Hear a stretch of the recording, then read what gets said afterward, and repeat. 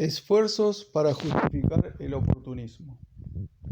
El periódico Naše Slovo de París, recientemente clausurado por el gobierno francés para complacer al zarismo, el pretexto fue que en poder de los soldados rusos amotinados en Marsella se encontró ejemplares de Naše Slovo. Estaba indignado por el papel lamentable del diputado Heisde. Con permiso de las autoridades, Heisde habló en asambleas públicas en el Cáucaso, exhortando a la población a no provocar disturbios, seguidos de saqueo de tiendas, etc., sino a organizar sociedades cooperativas, etc.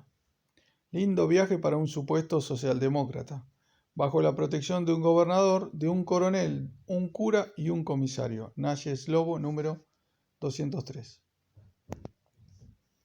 Martov se apresuró a publicar en el Boletín de los Fundistas una noble protesta contra la idea de presentar a Heisde como sino de la misma especie que todos los liquidadores, aclara Lenin, amortiguador del naciente espíritu revolucionario. Martov defiende a Heisde siguiendo dos líneas, los hechos y los principios. Impugna los hechos, afirmando que Naše Slovo cita un periódico caucasiano centurionegrista y que quienes hablaron en la asamblea junto a Heisde fueron Mikolázde, un oficial retirado, conocido en su distrito como una personalidad radical, y el sacerdote Jundasde, quien en 1905 fue procesado por participar en el movimiento socialdemócrata. Es sabido, agrega Martov, que es muy corriente la participación de los sacerdotes rurales en el movimiento socialdemócrata georgiano. Así defiende Martov a Heisde. Es una defensa muy débil, incluso si fue un periódico centurionegrista el que informó sobre la presencia de Heisde en la misma tribuna que un sacerdote. Ello no desmiente el hecho en sí, y Martov mismo reconoce que el hecho ocurrió. Nada prueba que Jundasde fuera procesado en 1905, pues en aquel entonces Gapón y Aleksinsky también fueron procesados. ¿A qué partido pertenecen ahora Jundasde y Mikolázde? ¿O con qué partido simpatizan? ¿Son defensistas? Esto es lo que debió haber averiguado Martov si quería hallar la verdad y no emprender la tarea de un vulgar defensor. Un hombre conocido en su distrito como personalidad radical es la forma corriente con que en nuestra prensa se designa simplemente a un terrateniente liberal. Al exclamar que Naše Slovo presenta un cuadro completamente falso, Martov desea ocultar la verdad, que él no ha refutado en absoluto. Pero no es esto lo principal. Tenemos solamente los capullos. Ya vendrá el fruto. Al no poder refutar la lamentable, entrecomillado, conducta de Heisde negando los hechos, Martov la confirma defendiendo los principios.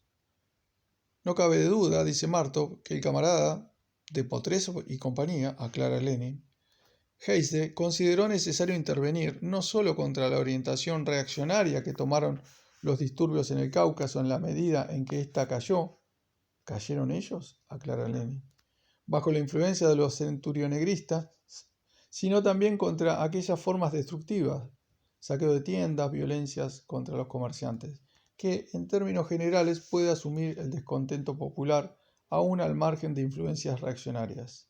Obsérvese las palabras. No cabe duda. Martov canta como un ruiseñor. Maklakov no lo haría mejor. La impotencia, la desunión, el desconcierto e inclusive ignorancia de las masas. Rebeliones de este tipo no son el camino que conduce a la meta y en última instancia son perjudiciales desde el punto de vista de los intereses del proletariado. Por una parte, malo sería el Partido Revolucionario que volviera la espalda a un movimiento incipiente por estar acompañado de excesos espontáneos e inoportunos. Por otra parte, malo sería el partido que considerara su deber revolucionario abstenerse de combatir tales excesos como las acciones inoportunas.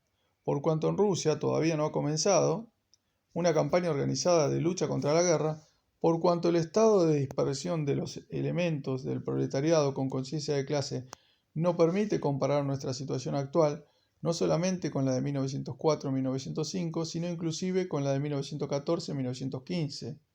El desasosiego popular que estalla como consecuencia del alto costo de la vida, etc. A pesar de ser un síntoma muy importante, no puede convertirse directamente en la fuente del movimiento por el que luchamos.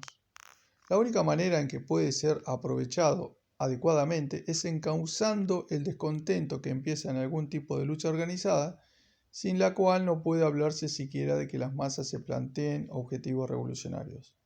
Por ese motivo, inclusive, los llamados a organizar asociaciones cooperativas, a obligar a los consejos municipales a fijar precios y a luchar por otros paliativos basados en el desarrollo de la iniciativa de las masas, son más revolucionarios, jaja, se ríe Lenin, y más fructíferos que coquetear. Las especulaciones frívolas son positivamente criminales, etc. Es difícil conservar la calma cuando se leen discursos injuriosos como este.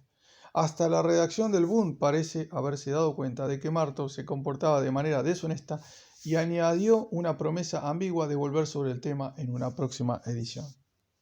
El problema no puede ser más claro. Supongamos que Heisde tuvo que habérselas con un tipo de inquietud que él consideraba inconveniente.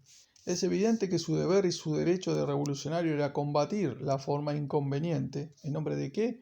¿En nombre de acciones revolucionarias convenientes? ¿O en nombre de una lucha liberal conveniente?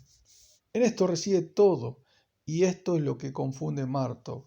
El señor Heisde orientaba el creciente descontento revolucionario de las masas en el cauce de la lucha liberal, solamente pacíficas asociaciones cooperativas, solo presión legal, con aprobación del gobernador sobre los consejos municipales, etc. Y no en el cauce de una lucha revolucionaria conveniente. Este es el nudo del problema, pero Martov sigue declamando en defensa de una política liberal. El socialdemócrata revolucionario dirá: es inconveniente saquear pequeñas tiendas. Organicemos una manifestación más grandiosa, en forma simultánea, digamos, con los obreros de Bakú, de Tiflis y de Petrogrado. Dirijamos nuestro odio contra el gobierno. Atraigamos a nuestro lado al sector del ejército que desea la paz. ¿Es esto lo que ha hecho Heisde? No, llamó a una lucha aceptable para los liberales. Martov firmó una plataforma recomendando acciones revolucionarias de masas. Hay que demostrarse revolucionario ante los obreros, pero cuando aparecieron los primeros síntomas de tales acciones en Rusia, él comienza, por medios honrados o sucios, a defender al liberal de izquierda Heisde. Todavía no ha comenzado en Rusia una campaña organizada de lucha contra la guerra. En primer lugar, esto no es cierto. Empezó, en todo caso, en Petrogrado con proclamas, mitines, huelgas, manifestaciones. En segundo lugar, si no ha comenzado en otros lugares del país, hay que comenzarla. Pero Martov pretende que la campaña liberal iniciada por el señor Heisde es más revolucionaria. ¿No es esto acaso justificar el detestable oportunismo? Publicado en diciembre de 1916 en Sbornik Socialdemócrata, número 2, firmado en el Lenin, se publica de acuerdo con el texto de la recopilación.